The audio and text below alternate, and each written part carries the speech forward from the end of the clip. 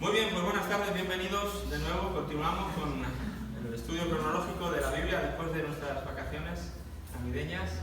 Si alguno no le he saludado todavía, les saludo hoy, creo que todos ya los he saludado. Vamos a continuar entonces con este estudio, decíamos, y cambiando de libro. Habíamos terminado, el año pasado terminó el 2016 y con él terminamos el libro de Génesis, que fue el primer libro que estuvimos viendo. Y como este es un estudio cronológico, decíamos que este año vamos a empezar el libro nuevo y no sería Éxodo, porque cronológicamente pasa algo antes del libro de Éxodo, que es el libro que vamos a ver hoy, que como ya saben es el libro de Job. Es el libro de Job. Antes de iniciar con el libro, en las hojas que les he repartido hoy, en el juego de hojas, las dos primeras hojas, ven que pone ahí, no pone Job, pone poético. Estamos viendo también un poco los géneros literarios, a la vez que vamos viendo el estudio cronológico, estamos viendo los distintos géneros literarios que tiene la Biblia. Decíamos que Génesis, a ver, una pregunta para los a ver si han estudiado o no, a ver si se les ha olvidado de las vacaciones. ¿Qué género literario era el libro de Génesis? Narrativo, ¿verdad? Un libro histórico, narrativo, muy bien. Entonces dijimos que íbamos a ir poniendo delante del manual que van formando cada día con las hojas que les voy dando. Al principio del manual verán que estaba unas hojas que ponía estilo de la Biblia, género narrativo, ¿verdad? Y ya después de eso empezaba Génesis. Bueno, pues después del género narrativo, antes de que empiece el libro de Génesis, podemos insertar ahora estas dos hojas, que son el nuevo género literario que vamos a ver hoy, correspondiente al libro de Job. ¿De acuerdo? Por eso pone ahí poético, porque este sería para insertar ahí en el género narrativo, perdón, género literario, a continuación del narrativo. ¿De acuerdo? Si alguien tiene duda, luego lo explicamos al final, tampoco pasa nada. Entonces, esas dos hojas las puedes insertar ahí, como no están numeradas, no le va a pasar nada al manual. Las insertamos ahí y las otras 5 ya sí las ponen al final, después de Génesis. ¿De acuerdo? ¿Se entienden las instrucciones? ¿Todo claro? Muy bien. De acuerdo, pues entonces vamos a empezar por aquí, si os parece, antes de entrar directamente al libro de Job, pues ver un poquito lo que es este género literario. Es importante saber un poquito diferenciar las distintas pautas y las distintas, digamos, sí, pautas o claves que podemos tener en cuenta cuando leemos el libro de la Biblia. No es lo mismo leer un género narrativo que leer el género poético, que leer las epístolas o que leer otros libros. Entonces saber a qué corresponde cada libro es algo bueno. Aunque es algo genérico, recuerdan que quizá el primer día se les hizo un poquito, a lo mejor tediosa esta primera clase de Génesis, que habíamos lo de la metanarrativa, la narrativa, el protagonista, ¿se acuerdan de todo eso que estuvimos viendo? Pero yo creo que fue útil, ¿no? A lo largo del libro pudimos ir viendo cómo eran pautas interesantes a tener en cuenta. Entonces vamos a hacer lo mismo hoy, antes de empezar, que es el libro de Job. Vamos a ver el género poético. Dice aquí datos generales. Pues dice, anclados en el centro o corazón de la Biblia, entre los 17 libros históricos y los 17 libros proféticos, el mensaje de estos libros poéticos, también está dirigido pues al centro del ser humano, como si dijéramos, ¿no? Al corazón. Son libros que están dirigidos al corazón. Dice que estos libros no tienen que ver tanto con la nación y la raza hebrea, sino con el corazón de sus individuos. ¿De acuerdo? La narrativa tiene que ver con qué pasó con el pueblo de Israel, dónde iba, qué hacía, cómo se movían, etcétera, etcétera, ¿verdad? Pero estos libros poéticos no van tanto con la historia del pueblo, sino con el corazón del individuo. ¿Qué sentía esa gente que iba de aquí para allá, ¿verdad? Que seguía a uno, que al otro? ¿Qué pasaba dentro de su corazón? ¿Cómo sentían? ¿Cómo veían la vida? Por ahí van este tipo de literatura, este tipo de libros. Dice que nos permiten ver la vida de los israelitas desde dentro, por así decirlo, su literatura, sus emociones, sus creencias, su filosofía y sus actitudes hacia la vida. ¿De acuerdo? El pensamiento hebreo. ¿Cómo pensaba este pueblo que había seguido a Abraham y que iban a salir de Egipto y todo esto? ¿Cómo sentían? ¿Cómo vivían la vida? Dice que es increíble cómo, a pesar de la distancia en tiempos y en culturas, vemos que las soluciones a sus problemas y a los nuestros siguen siendo muy parecidas. Seguimos siendo seres humanos y aunque tenemos hoy iPhones y la tecnología ha avanzado tremendamente, hay algo que no avanza tanto y es el corazón del ser humano. Ese más o menos se mantiene igual.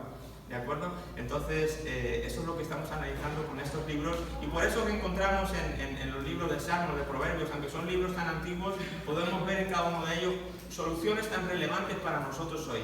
¿Quién no ha leído un Salmo y se ha animado su corazón, se ha alentado su corazón en un problema? ¿Quién no ha leído un proverbio y ha sido como una chispa para saber qué tenía que hacer en ese momento? Etcétera, etcétera. Entonces estos libros poéticos, que no solamente Job es un libro poético, es sino que hay varios libros, vamos a ver ahora cuál. Entonces estos distintos libros poéticos tienen que ver con eso, con el corazón de los individuos, de las personas. Muy bien, dentro de los libros poéticos entonces, o del estilo, o del género literario poético, hay una subdivisión, la tenemos ahí. Están los libros de poesía, que serían el libro de Salmos y el Cantar de los Cantares. ¿Vale? Esos dos libros son literatura poética, pero sí, a secas, libros de poesía, por así decirlo. Ya lo veremos en detalle cuando lleguemos a Salmos y cuando lleguemos a Cantares. Y luego estaban dentro del género poético esta subdivisión de libros de sabiduría o libros sapienciales, también se les llama en algunos otros libros de consulta que puedan leer. Siempre que hagan referencia a libros sapienciales o libros de la sabiduría hebrea o libros de sabiduría simplemente, estaremos hablando de estos tres, de Job, de Proverbios y de Eclesiastés. ¿De acuerdo? Job, Proverbios y Eclesiastés. ¿Qué características tienen ahí? Bueno, por poéticos, que sean libros poéticos, no nos referimos a libros de ficción o imaginarios. No, así es una poesía, es algo que se inventa, es algo que no existe. No estamos hablando precisamente de eso. Dices, sino que son libros que tienen un estilo y una forma poética para presentar la verdad. Claro, nosotros nos vemos aquí ahora ante el tema de las traducciones, ¿de acuerdo? Yo estoy muy familiarizado con ello por mi trabajo. Hay a veces que tengo que traducir libros de inglés y cuando lo estoy traduciendo al español me estoy dando cuenta que hay cosas que el lector en español no va a poder apreciar, porque lo que se quiere decir en inglés no hay manera de pasarlo al español. Por ejemplo, cuando se hace un acróstico, ¿no? Que con la palabra en inglés, con la primera letra de cada... eso se forma una línea distinta, pues eso en español no se puede hacer. O cuando tiene algo que rima, por ejemplo, yo a veces me quiebro la cabeza para que rime en español, pero pues no hay manera de hacerlo rimar, etcétera, etcétera, ¿no? Entonces aquí nos pasa lo mismo. Estos libros de literatura tienen un estilo poético muy rico, pero claro, en su lenguaje original, en el hebreo. El que sabe hebreo y puede leer estos libros en su lenguaje original, de inmediato ellos ven una riqueza como cuando uno lee un libro de poesía en español, que ya, guay, cómo rima, qué bien, ¿no? Que soneto, que tiene como el mismo ritmo, ¿de acuerdo? Cuando se escribe en poesía. Entonces este libro, cuando uno lo lee original, dice, qué maravilla de escritura, por así decirlo. Entonces Job es una maravilla, a mí este libro me encanta, es un tesoro de la Biblia. El libro de Job es uno de los tesoros más preciosos de la Biblia, no solamente por el contenido de la historia, sino por la manera en que está redactado y escrito en su original. Así que poético no es ficticio, sino más bien que realmente está escrito de una manera poética. Contienen historias reales, por lo tanto, ¿vale? Experiencias de gente de carne y hueso. Estas experiencias nos demuestran que en el pasado hubo muchos que experimentaron pruebas difíciles, incluso los justos, lo vamos a ver en este libro de Job. Solo cuando encontramos la solución a nuestros propios problemas es que podemos ayudar a otros. Es difícil ayudar a alguien en algo cuando tú mismo no sabes resolverlo. Yo no te puedo enseñar a sumar si yo mismo no sé. Y cuando a veces uno no sabe cómo resolver sus propios problemas, es difícil animar a los demás o ayudar a los demás a hacerlo. Bueno, esos son como unos datos ahí del género literario pues, poético. Acerca de los libros de sabiduría hebrea, ¿no? Que son uno de ellos es Job, el que tenemos entre manos, pero hemos dicho que también son Proverbios y Eclesiastés. ¿Qué es la sabiduría, no? Nos podemos preguntar, ¿qué es la sabiduría? ¿Qué es estos libros de sabiduría? ¿Qué significa? Cuando dicen que son libros de sabiduría, libros sapienciales, ¿de qué estamos hablando? Bueno, una breve definición de sabiduría sería esta que he escrito aquí. Sabiduría entendida como la capacidad de tomar decisiones divinas o piadosas, o las que tomaría Dios. No sé cómo darle sentido a esa palabra, ¿sí? No son simplemente buenas decisiones. A veces pueden ser buenas decisiones, pero si no son las que Dios tiene en mente, no son las que buscamos. ¿Me explico? Entonces no quiero poner ahí buenas decisiones, sino decisiones divinas, piadosas, las que Dios en ese momento quizá tomaría. Recuerdo la pulsera esa o el lema que salió hace muchos años que decía, ¿qué haría Jesús? ¿No? What would Jesus do? ¿Qué haría Jesús? ¿Cómo decidiría Jesús en esta cuestión? Cuando somos capaces de decidir como Dios decidiría, estamos tomando este tipo de decisiones sabias. Por lo tanto, eso es lo que nos hace sabios. Estamos hablando de sabiduría en este término, no sabio del que sabe mucho. A veces que personas dicen, esto es un sabio, porque sabe de todo, por ejemplo. No tiene que ver con eso.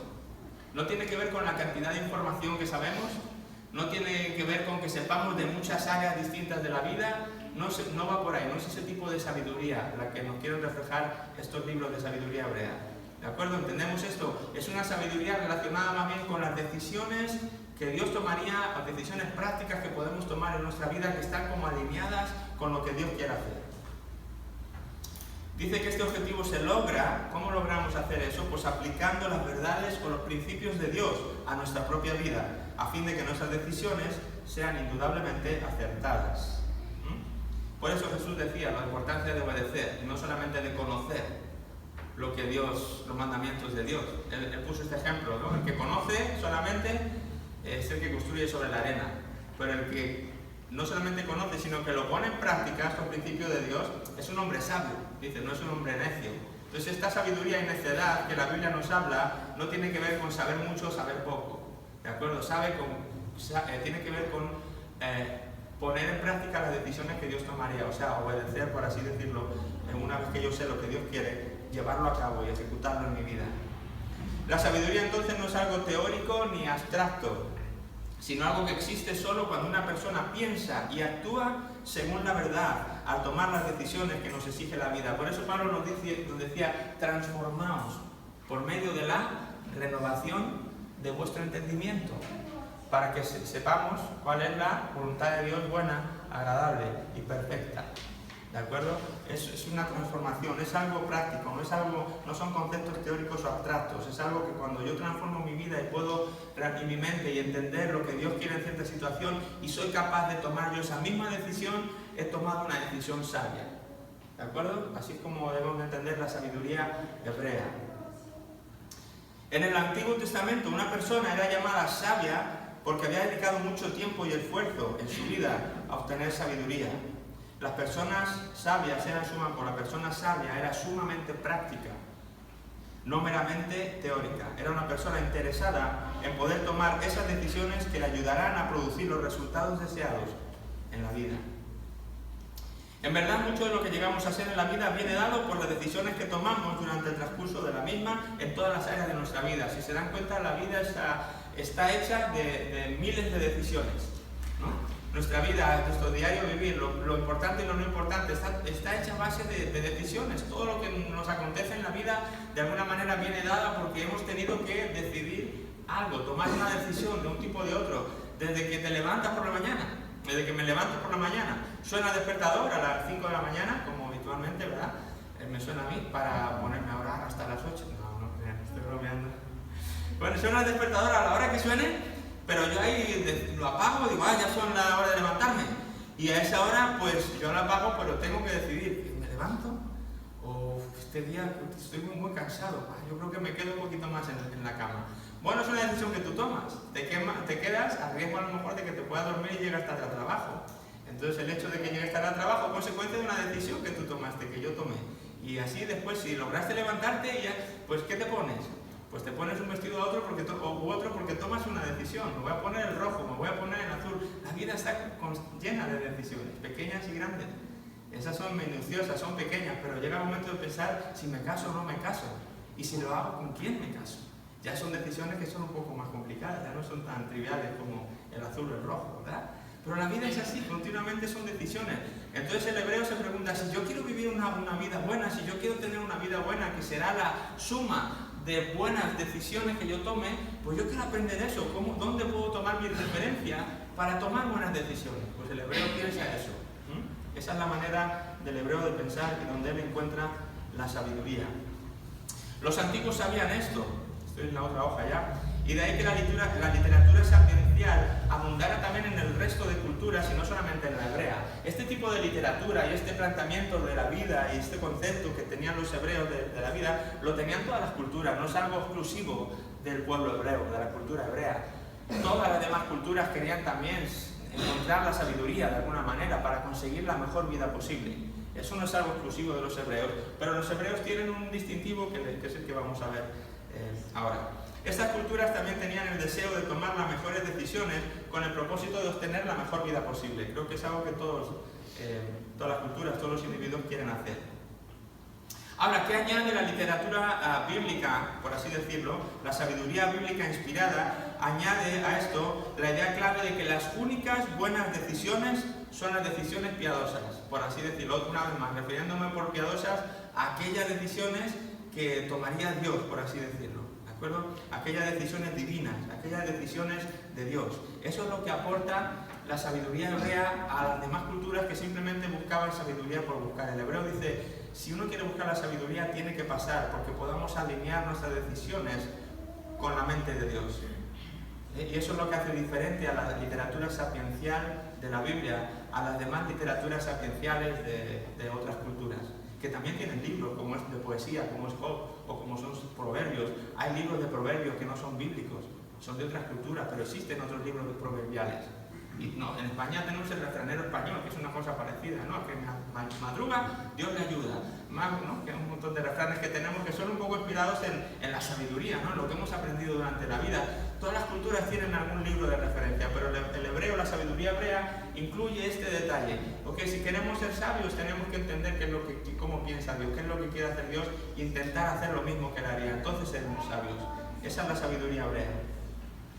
Así, según la perspectiva israelita, el temor de Jehová es el principio de la sabiduría. Los proverbios lo repiten una y otra vez.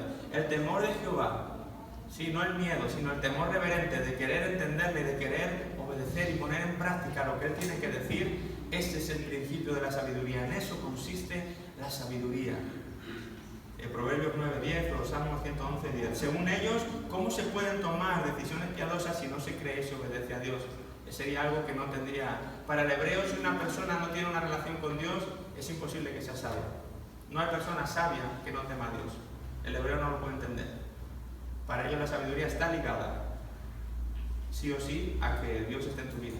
Si no, no puedes ser sabio. Serás inteligente, serás otra cosa, pero sabio, como ellos entienden la sabiduría, no lo entenderán así. Por tanto, el primer paso en la sabiduría bíblica es conocer a Dios. No de forma abstracta o teórica, sino en el sentido específico de entregar tu vida a Dios y de vivir para Él. ¿De acuerdo? ¿Se acuerdan cuando hace un tiempo prediqué también sobre esto un domingo? Sobre el ginosko, ¿no? En griego, que era el conocer a Dios.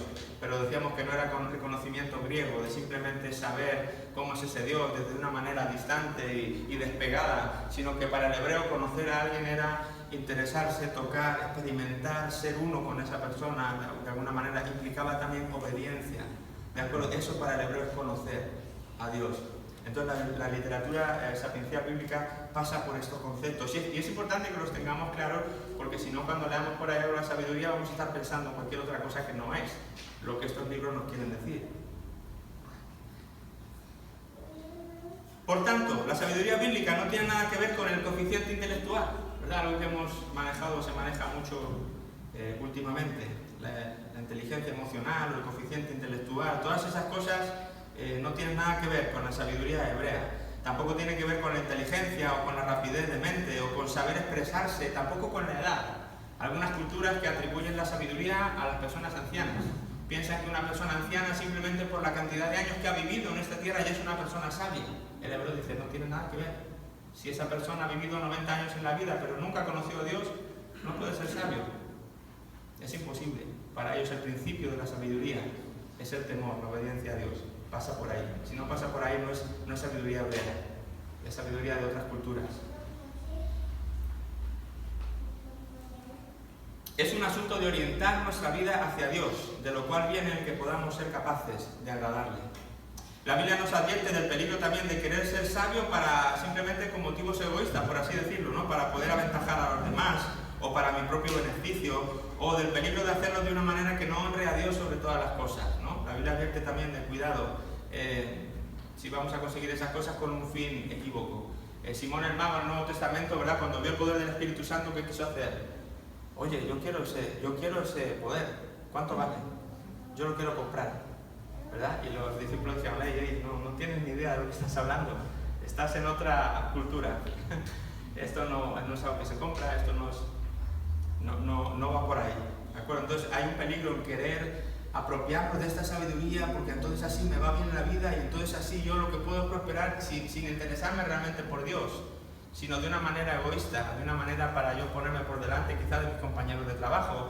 Claro, si yo pongo en práctica la sabiduría hebrea y entonces actúo como Dios y eso me da prosperidad en mi vida, voy a poder conseguir un trabajo mejor, o voy a ascender y entonces me puedo comprar una casa, ¿verdad? Este tipo de motivaciones que a veces la gente puede tener la Biblia también nos advierte, cuidado, no podemos querer pretender esto de esta forma, hay que obtenerlo de la manera correcta.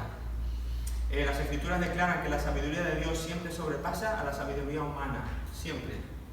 La sabiduría de Dios es más alta, así como sus caminos son más altos que nuestros caminos. El hecho de ser una persona bíblicamente sabia no nos garantiza que automáticamente vayamos a aplicar dicha sabiduría en nuestra toma de decisiones. El ejemplo más claro, como dice ahí, lo tenemos en Salomón, que era una de las cosas que yo jamás podía entender. Yo decía, vamos a ver, si Salomón fue la persona más sabia de la tierra, sabia en el entendido como los hebreos lo entienden. O sea, Salomón sabía qué decidir en cada momento, porque Dios le dio esa sabiduría. Él fue lo que pidió. Dios le dijo, pídeme lo que quieras. Salomón dijo, sabiduría para gobernar tu pueblo. Y una sabiduría aplicada a Dios. Así esto de saber tomar buenas decisiones. Dios se la concedió, le dio su sabiduría y empezó muy bien. Y por esa sabiduría la gente venía de todos los confines de la tierra para escuchar y ver a Salomón tomar decisiones. A ese grado. No hubo nadie tan sabio como él. Sin embargo, cuando uno lee el final de su vida es triste ver cómo termina. Y a mí la pregunta en mi mente era, ¿cómo es posible que a una persona que tenía la sabiduría de Dios, al final no termina como terminó? Con su vida hecha un desastre y el reino hecho un desastre y demás. Y al final puedo entender esto, que el hecho de que Dios nos conceda la sabiduría o el saber tomar las decisiones que Él tomaría en cada momento no nos garantiza que yo vaya a decidir tomar ese curso de acción en un aspecto dado. ¿Me explico? El libre albedrío Dios jamás nos lo va a retirar. Él puede darme la sabiduría en el sentido de decirme, a ver, Juan Ángel, yo te doy la capacidad de que tú sepas lo que tienes que hacer en este asunto concreto. Tienes un problema, no sé qué hacer, le pido a Dios sabiduría y Dios me dice, esto es lo que tienes que hacer. Automáticamente ya lo sé, ¿ok? Tengo la sabiduría de Dios. Pero tener la sabiduría de Dios no es lo mismo que decir, ok, entonces esto es lo que voy a hacer. Yo puedo tener la sabiduría de Dios, pero me puede dar miedo dar ese paso. Porque pienso que, yo qué sé, me va a traer repercusiones de algún tipo, etcétera, etcétera. Entonces, aunque tengo la sabiduría de Dios, me falta el hecho de ejecutar esa sabiduría en la decisión que tengo que tomar. Eso Dios nunca me va a forzar. Y Salomón es lo que le pasa, él tiene la sabiduría de Dios, al principio la usa, pero a poco deja de usarla. Aunque la tiene y sabe lo que hay que hacer, él decide hacer cosas distintas. Entonces, sabio no es el que sabe lo que Dios haría, sabio es el que hace lo que sabe que Dios haría, el que construye su casa. Ese es el sabio. Esto es práctico. La sabiduría no es teórica, es práctica. Tengo que ponerla en práctica en mi vida. Solamente entonces soy sabio. Se entiende más o menos entonces el concepto de sabiduría, ¿vale? En los libros sapienciales. No solamente Job, que vamos a leer hoy, ya digo, son también Proverbios y Eclesiastés. Ahora, algunos errores comunes en la lectura de la literatura sapiencial. ¿Qué errores podríamos cometer? Y esto damos aquí para no cometerlo.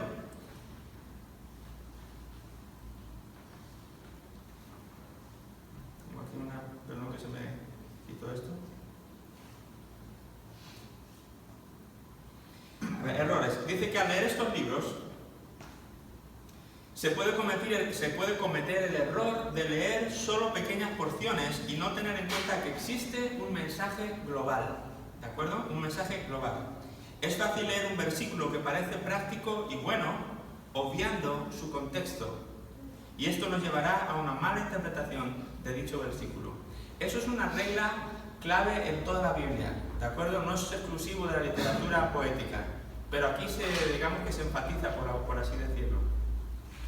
Pero siempre que yo voy a leer un versículo, tengo que tener mucho cuidado de entender bien cuál es el contexto inmediato y a veces más general del versículo que estoy leyendo, porque si no puedo sacar conclusiones erróneas.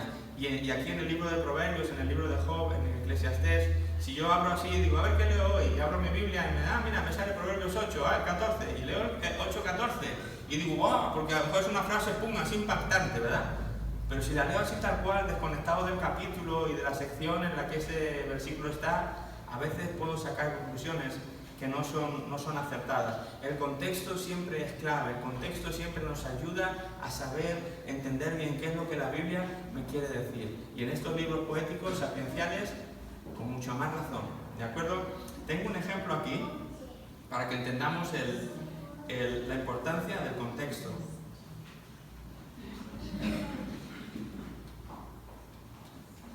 Lo tienen también ahí en su ejemplo, en las hojas, pero si lo quieren leer aquí, a lo mejor lo van a leer mejor. A ver quién sabe leer esto. Venga, empiecen a leerlo así directamente y anímense de voz alta, a ver si pueden leerlo. Venga, vamos.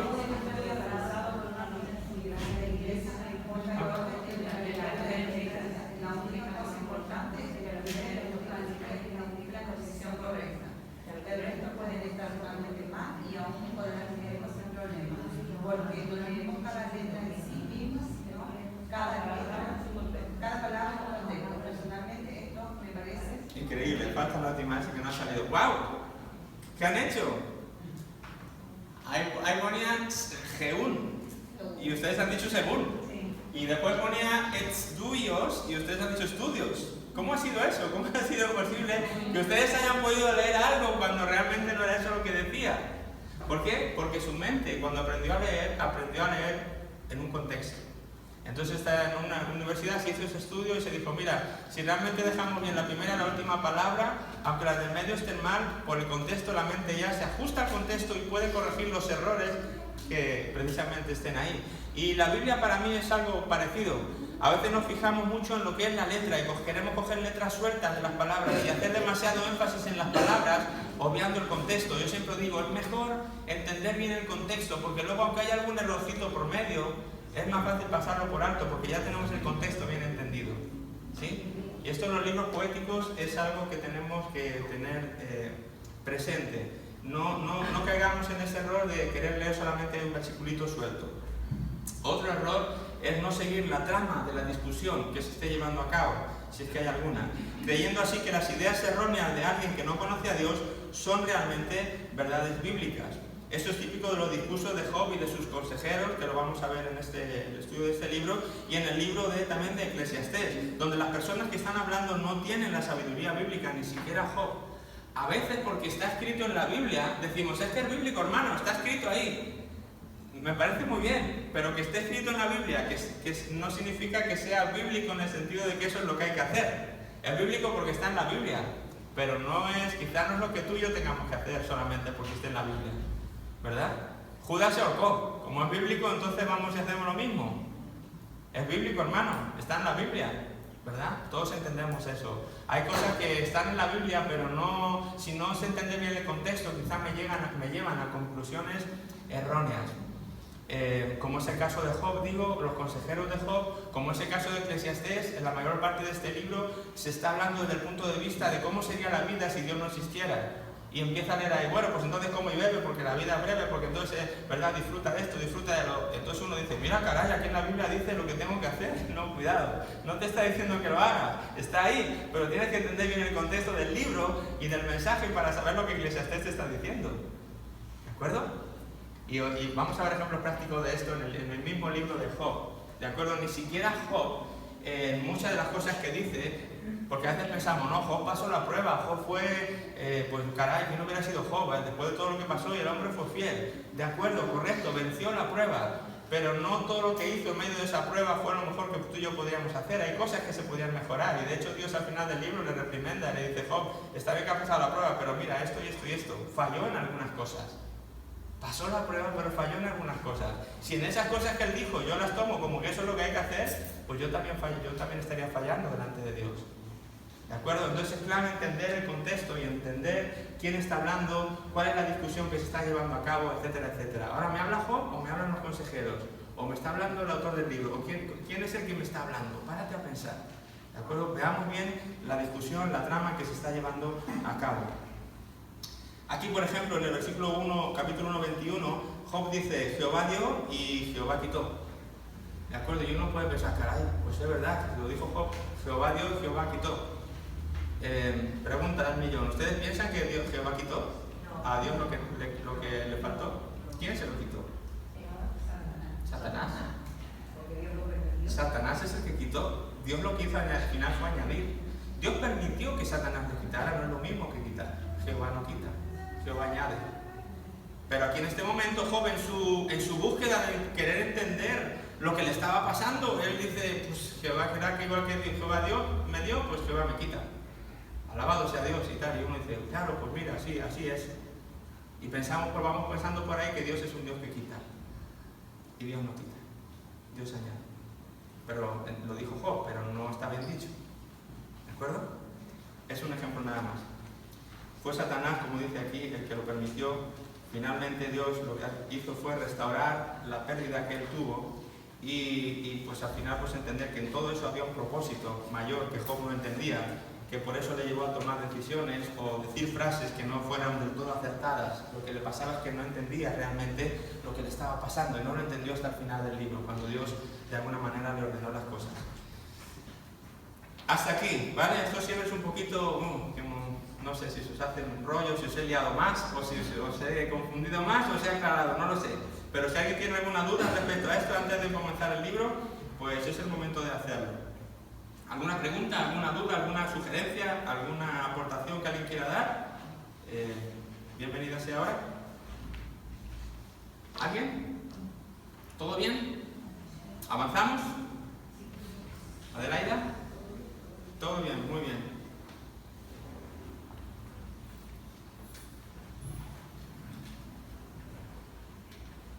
De acuerdo, pues entonces ahora ya pasadas estas dos hojas vamos a entrar en el libro de Job, ¿vale?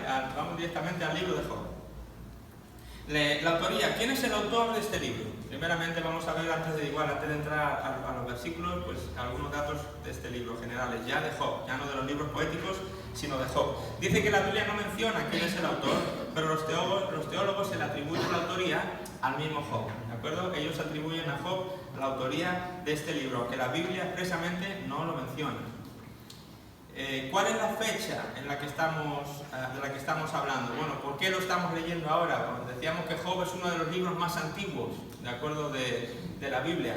Nosotros lo tenemos, por el arreglo canónico que tiene la Biblia, lo tenemos después de Esther, ¿verdad? Esther, Job, Salmos y Proverbios, porque en Esther pues termina la literatura narrativa y empiezan los libros poéticos, como hemos dicho, que quedarían ahí anclados en el centro.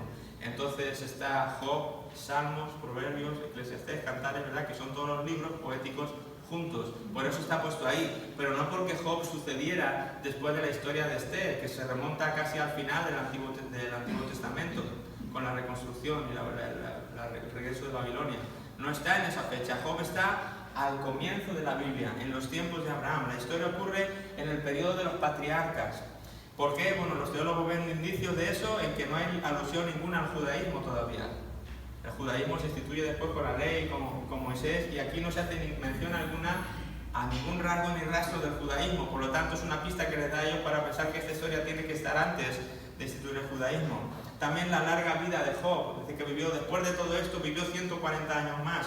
Por ese espacio de vida, pues ellos también lo atribuyen a ese periodo de los patriarcas. La riqueza que tenía de ganado, por ejemplo, también era algo típico de ese episodio, de ese tiempo de la vida.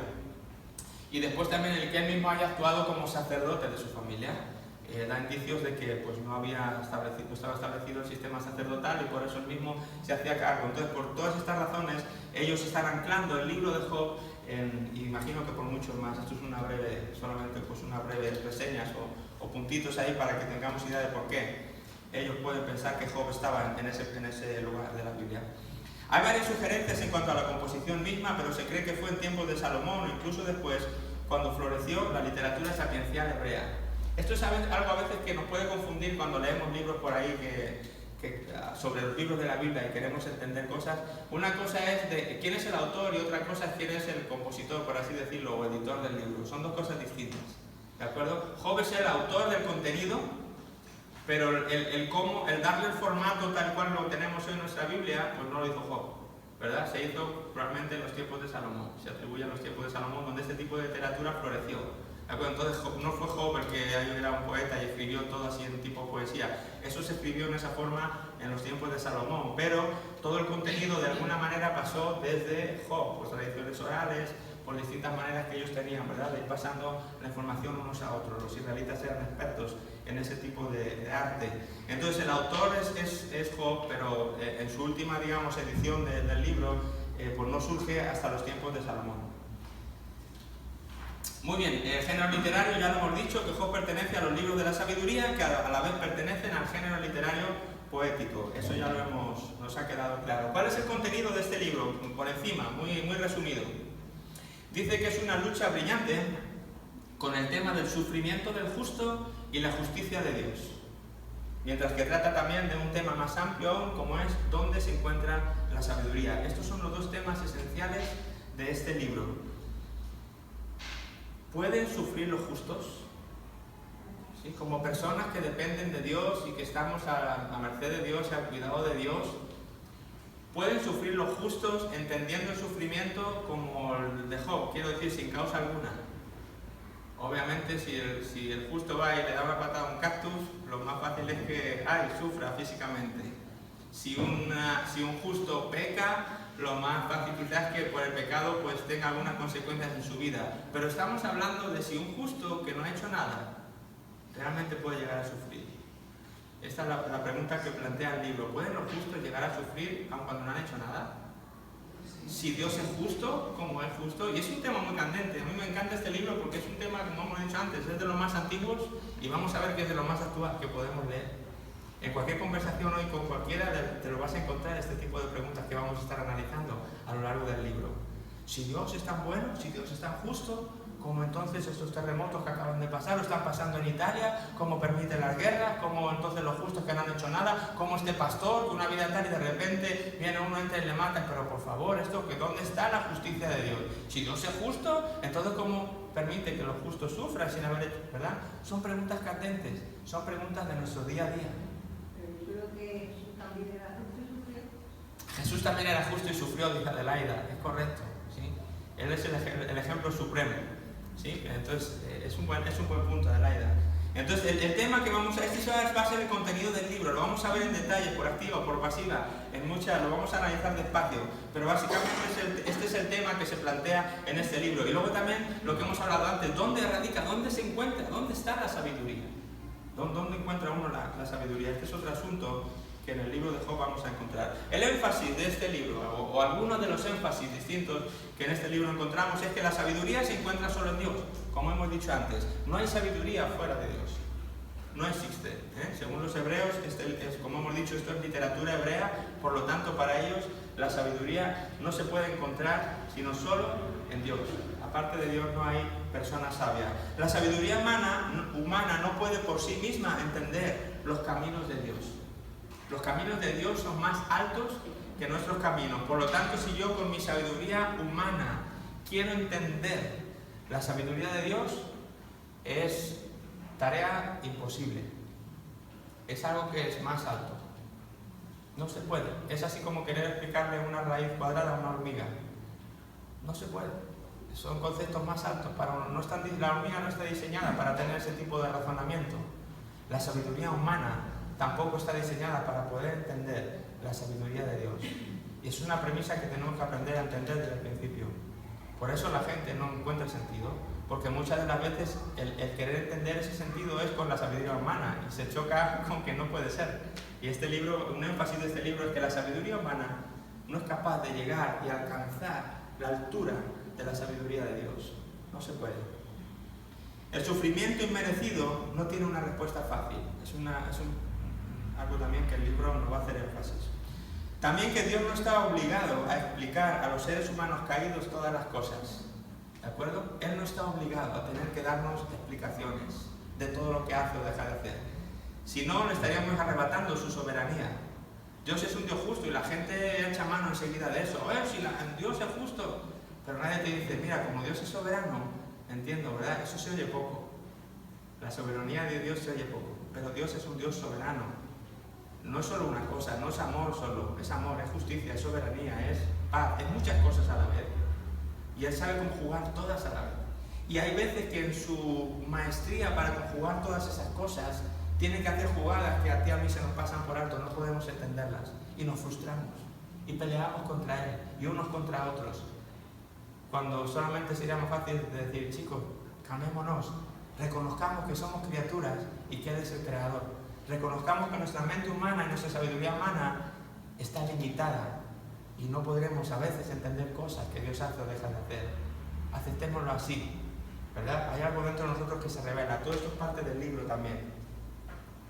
El temor del Señor, como hemos dicho, es el principio de la sabiduría. Eso también es un énfasis del libro. Cuando yo temo a Dios y cuando yo me dispongo a poner por obra sus mandamientos, es que soy un poquito más sabio, soy un poquito más como Él es, y a veces puedo entender un poquito mejor las cosas que Dios hace. No te da garantía total y absoluta de que vayas a entenderlo todo, pero sí te acerca un poquito más. Recuerdo a David, el salmista, cuando él está hablando y decía que en un momento él vio como los malos y los impíos prosperaban, y los miraba y decía, sin tener temor de Dios, veo que prosperan y tienen, hoy día podríamos decir, jolín, mi vecino que no teme a Dios y no se interesa por las cosas de Dios y tiene 2 cochazos, tiene una casa impresionante, le sobra el dinero por las orejas, y yo que soy cristiano, que sirvo al Señor desde mi infancia, y aquí estoy, que apenas puedo pagar el alquiler. ¿Cómo sea posible, verdad? Y David vivió eso también. Él decía que hasta casi resbala por pensar, por ese tipo de pensamientos, o sea, casi como que se aparta del Señor por ir en pos de todo esto. Y dice, ¿hasta qué? Hasta que entré en el santuario y pude entender el fin de ellos. Y entonces las cosas se le arreglaron. ¿Sí? Hasta que dejó de usar su sabiduría humana y pudo entrar en el santuario y de alguna manera conectar un poquito más con la sabiduría de Dios, es que pudo tener un poquito de luz para decir, ay, que me voy a calmar. He entendido algo que con la mente humana no entendía. Eso me ha dado paz, me ha traído alivio. Y creo que es algo que nosotros también haríamos bien en hacer. Y que a veces a la gente no va a poder entender, la gente que no conoce a Dios no va a poder entender aunque se lo podamos explicar, porque es algo que queramos explicar, porque es algo que debe ser vivido. Muy bien, un bosquejo muy sencillito. Ahora les voy a dar uno más profundo. Por ejemplo, sería que en el bosquejo del capítulo 1 dice que Job pierde su fortuna, pierde sus hijos en un solo día. Duro, ¿no? Pierde la fortuna, pierde los hijos en un solo día. En el capítulo 2, él pierde su salud también. Dice que en el capítulo 3, o desde el 3 hasta el 31, por así decirlo más o menos, dice que Job es consolado. Pongo ahí entre paréntesis porque de consuelo ya vamos a ver que le aportaron poco, ¿no? El consuelo que le aportan los amigos es poco, pero bueno, esa fue su intención, intentaron consolarle en su aflicción. Entonces él es consolado. Perdón. Él es consolado por sus amigos. A ver si por aquí. Ok.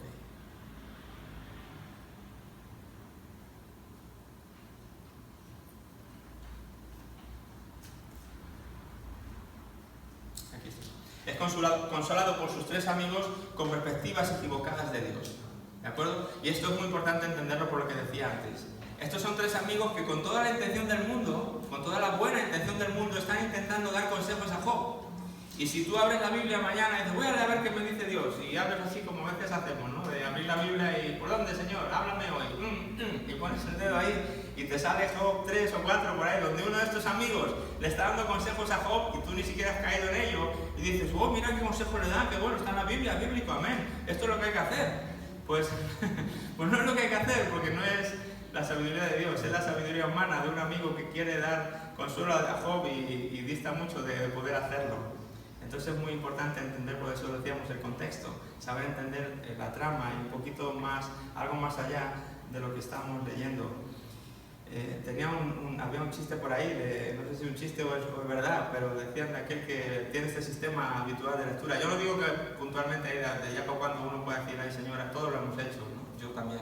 Señor, háblame y lees ahí, abres la Biblia por cualquier sitio y intenta buscar así como una palabra dirigida de Dios para ti en ese día. Entonces uno hizo esto y abrió la Biblia y dijo, Señor, donde tú me digas, y puso el dedo ahí, ¿no? Un versículo, y Judas fue y se ahorcó. Y dijo, bueno, Señor, no, esto no era tu voluntad, y lo cerró y abrió otra vez y vuelve a poner el dedo. Y dice, ahora sí, Señor, lo que me salga, esto es lo que hay que hacer. Y vio ahí, lo que vayas a hacer, a lo pronto. Hay varios versículos así, no me acuerdo dónde están. Pero corremos el peligro de a veces querer buscar a Dios de esta manera así impulsiva y fuera de todo regla y de todo, espiritualizando un poco la cosa, ¿verdad? Y eso es una de las cosas que yo les quería animar a hacer, que este libro, con todo lo divino que es también un libro humano, y tiene reglas humanas, de composición humana, ¿de acuerdo? Es la palabra de Dios, inspirada de Dios, pero hecha por hombres que han metido ahí ciertas cosas que si no somos diestros en saber y entender esas cosas, pues nos puede llevar al error simplemente, ¿de acuerdo? Así que bueno, estábamos en que es consolado del 3 al 31, después de 32 al 37 viene aún un cuarto amigo a querer como, bueno, que estos tres no sabían, yo te voy a decir lo que realmente tienes que hacer. Job tampoco le ayuda mucho, y después Dios es el que interviene y le habla desde el torbellino, del 38 al 41, y ya es el que pone, Dios es el que pone ahí el vale. Me parece muy bien lo que dices, pero ahora escúchame a mí, y esto es lo que pasa, y Dios pone claridad, pero no sucede hasta el final del libro. Y después dice que en el 42 es restaurada su fortuna, su familia y su salud. Así que el libro termina ahí. Tiene 42 capítulos, el libro de Job, ¿vale? Tiene 42 capítulos, y eso que hemos visto ahí entonces pues puede ser un bosquejo, pero muy general, ¿vale?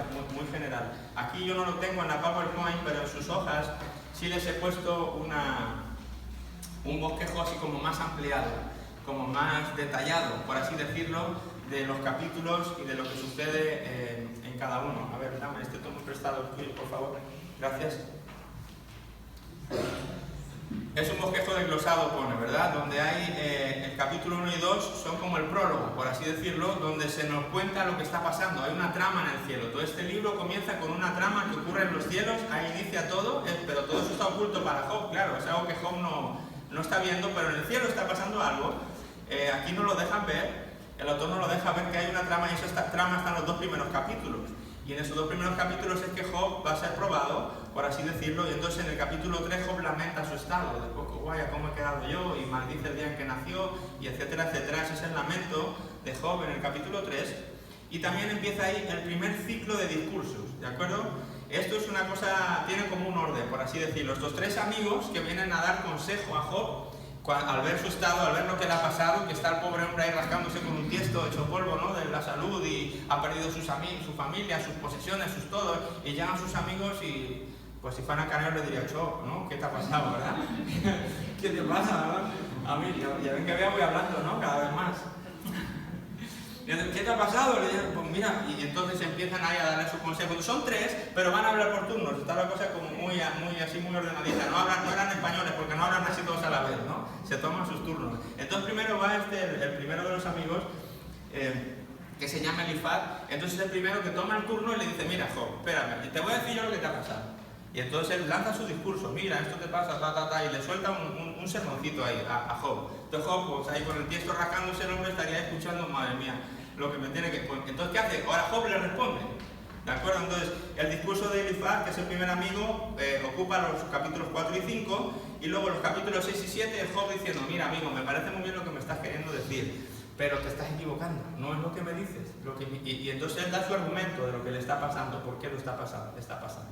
Entonces, cuando Job termina de dar su argumento a lo que el amigo le ha dicho, entonces entra el segundo amigo. Y el segundo amigo, que se llama Bildad, este no es el cantante de Operación Triunfo, ese es Bisbal, por si alguno has estado, para que no se duerman. Este no es David Bildad, este es Bildad, no Bisbal, ¿vale? Es otro. Ese es otro. Era un chiste, se pueden reír, no pasa nada. Aunque estemos en un estudio bíblico, pues hacen chiste, ¿vale? Se relajan, no pasa nada.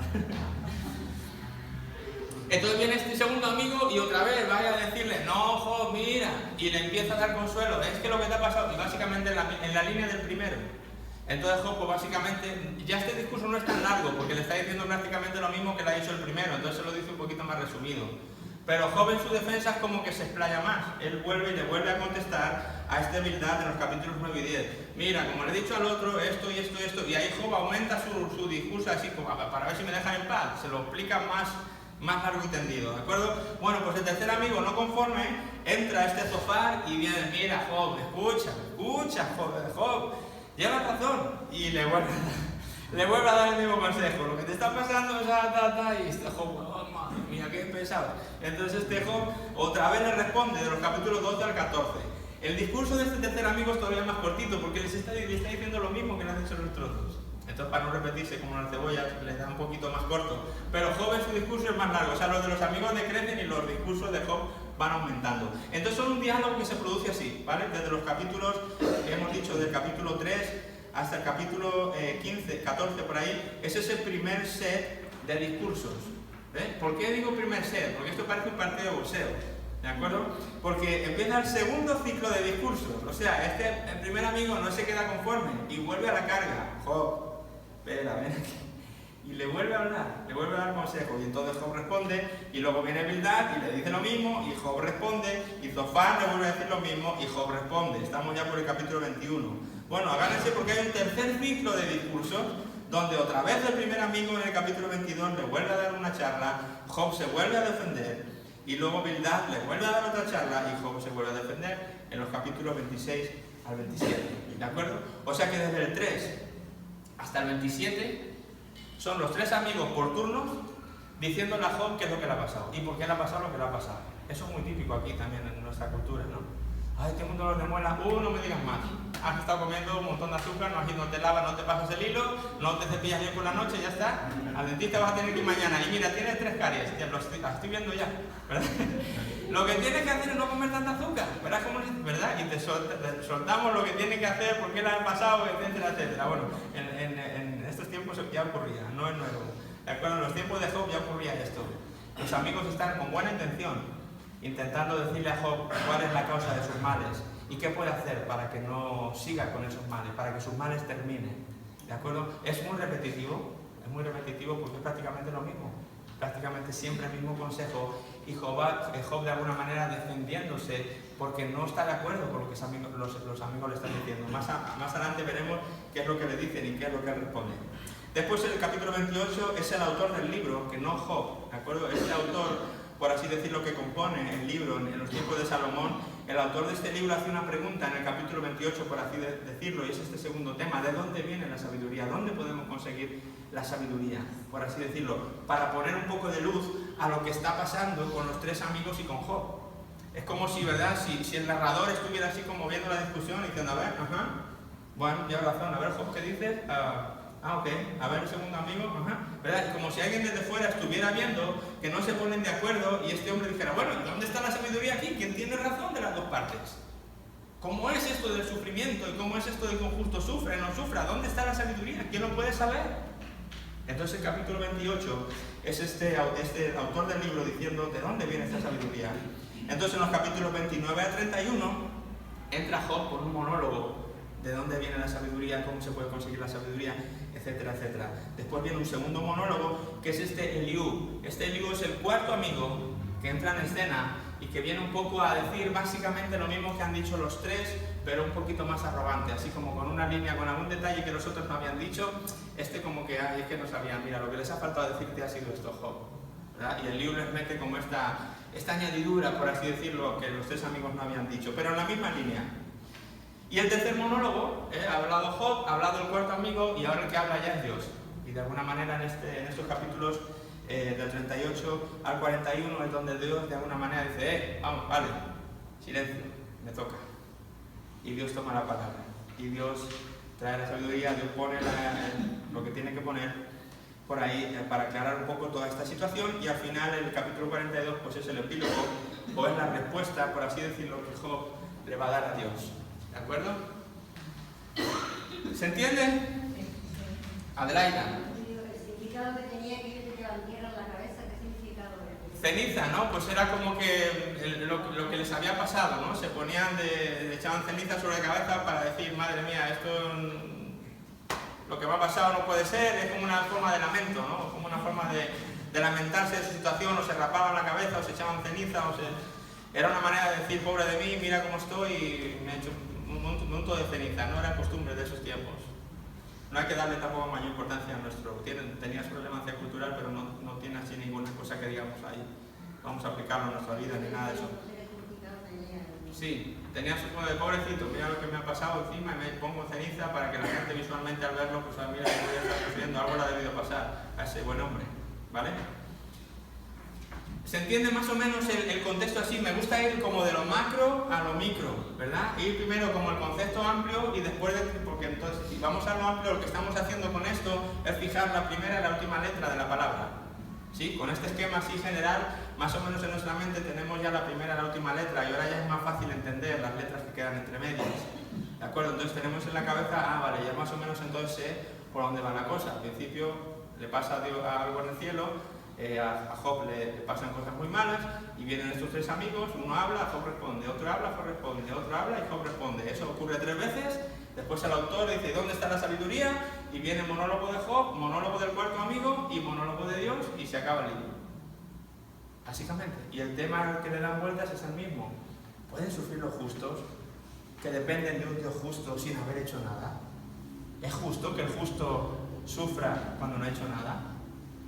¿Sí? Esta es la pregunta que se van a estar planteando y nos van a ofrecer los puntos de vista que había en sus tiempos, en sus culturas, y también el punto de vista que tenía Job, que como decía antes, el pobre sabía algo pero no lo sabía explicar, estaba aturdido, estaba confundido también y hacía lo mejor que podía, pero no tenía las respuestas tampoco. Por eso decía que a veces las cosas que Job dice pues no eran palabra de Dios. Sí, amén, lo ha dicho Job. Él estaba intentando entender qué le estaba pasando. ¿De acuerdo? Es solo cuando Dios habla, al final, cuando podemos decir, esto sí, esto es palabra de Dios. Es curioso porque esto es la palabra de Dios y lo veremos cuando hagamos el libro de los Salmos. Pero ¿cómo hace, por ejemplo, cuando los salmos realmente no es la palabra de Dios para el hombre? Son las palabras del hombre para Dios. Los salmos no los escribe Dios. Los salmos los escriben David y algunos hombres y son palabras que brotan de ellos y se las dedican a Dios. De alguna manera Dios les da la vuelta y quiere que queden aquí plasmadas como cosas en las que tú y yo podamos pensar y ser modelos para que nosotros también podamos expresarnos delante de Dios. Pero no son palabras de Dios para nosotros como las epístolas o como cuando Dios habla directamente. Esos son el tipo de cosas que tenemos que entender cuando leemos este libro para no caer en errores. Nos encontramos a muchas personas que, hermano, pero es que la Biblia dice esto, ya, pero es que tienes que aprender a leerlo. Yo sé que lo dice, pero tienes que aprender a leer el contexto primero. Si no puedes sacar un texto sacado del contexto, se convierte en un pretexto para cualquier cosa.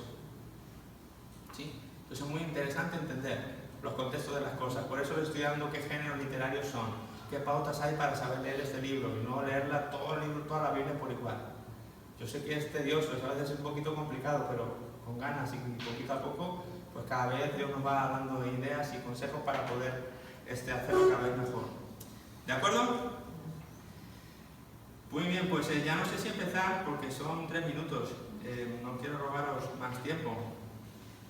Yo creo que si lo dedico a preguntas que podáis tener, aprovechamos mejor. Como otro día os he tenido aquí 10 minutos o 15 o 5 más, pues si queréis hoy os libero. Yo tengo 57 por mi reloj, os libero 3 minutos antes. Pero si no hay alguna pregunta o algo que alguien tenga, pues eso sí la podemos atajar. ¿Alguna curiosidad o pregunta o lo que sea? ¿Se han hecho la tarea, perdón, Juanjo, han hecho la tarea de leer un poquito antes de venir? Eso ayuda mucho. Y ahora, aunque hemos dicho ya el contexto del libro, sería muy bueno si para el miércoles que viene se pueden leer los primeros 10-15 capítulos, por así decirlo, o más, lo que puedan leer, para que cuando ya hablemos ya en su mente ya lo tengan leído, ya vengamos hablando sobre algo que ya han leído. Juanjo. Yo pensando que los 4 amigos de Job debería ser que no eran hebreos. ¿Por qué? Los 4 amigos de Job, lo digo porque luego no se graba. Una pregunta que dice que los 4 amigos de Job piensan que no serían hebreos. Claro, en el sentido que explicaste al principio. Sí. Que a nosotros a veces nos pasa no ser hebreos. Muy bien, estoy de acuerdo. O sea, no es que no fueran hebreos, sino que no tenían la sabiduría, bien entendido el concepto de la sabiduría hebrea. Había hebreos que querían usar la sabiduría para su propio beneficio. No dejaban de ser hebreos, pero no participaban de la sabiduría hebrea, como los hebreos la entendían. ¿De acuerdo? No todos los hebreos eran buena gente. Había gente hebrea muy malintencionada. Hay gente que se quería aprovechar de Dios. Y el mismo pueblo de Dios, aunque es el pueblo de Dios, no siempre obedece, no hace las cosas bien, a veces sabiendo lo que tiene que hacer. Entonces los amigos realmente no están usando, eso sí estoy de acuerdo contigo, no están usando la sabiduría hebrea para aconsejar a Job. Están usando otras cosas que vamos a ver mañana para dar consejo a Job. Entonces puede que sean hebreos, pero no están, por los nombres parecen hebreos, pero no están usando la sabiduría hebrea, están usando otras cosas. ¿Cómo nos pasa a nosotros hoy? Que a veces vamos a dar consejo y en vez de tirar de la sabiduría, vamos a decir, de la sabiduría hebrea, tiramos o tomamos de lo que yo sé de cuando mi padre me decía cuando era pequeño, o lo que en la cultura se dice, o se entiende, o se cree, ¿verdad? Tiramos de otras fuentes, por así decirlo. Entonces en ese momento no nos estamos comportando digamos, como hebreos sabios, o como sabios hebreos, ¿no? Sino como hebreos. Entonces, sí es cierto, no están usando la sabiduría hebrea. Por eso Dios al final tiene que intervenir. Pero es que era un asunto también que no era fácil porque no había ocurrido mucho. Y el mismo Job, aunque él sí era temeroso de Dios y él sí era piadoso y guardaba todo y era un hombre íntegro, pero él no tenía las respuestas. Él sabía que lo que le estaban diciendo no era cierto. Le estaban acusando de algo que él sabía que no había hecho, pero no sabía explicarlo, no tenía la respuesta. No sabía cómo dar respuesta a su propia situación y eso le frustraba más. Y él no quería decir, vale, pues sí, pues me está pasando, porque decir eso sería mentir y él no quería comprometer su integridad. Entonces era un tema pues súper interesante, porque esto, pues yo ayer estuve hablando con un chaval, mismamente, que no conoce al Señor y en medio de eso te salen esos temas y les hablas desde este punto de vista, ¿no? Y yo le tenía que decir, es que si intentas entender el problema por el que estás pasando así, de esta manera, fuera de este libro, lo vas a poder arreglar de aquí, pero mañana te va a salir por allá, vas a romper por allá. Entonces, cuando tú intentas arreglar los problemas de acuerdo a esto, es un arreglo distinto. Entonces, básicamente es lo mismo, es abordar las cosas con la sabiduría de Dios o con otro tipo de cosas. ¿Sí? Temas actuales, súper actuales, me encanta este libro. Les animo a que no falten a estos miércoles, porque vamos a sacar cosas muy, muy interesantes y prácticas para nuestra vida hoy, para el día a día. ¿De acuerdo? Muy bien, vamos a hacer una oración. Si quieren, nos ponemos en pie y nos despedimos con una oración.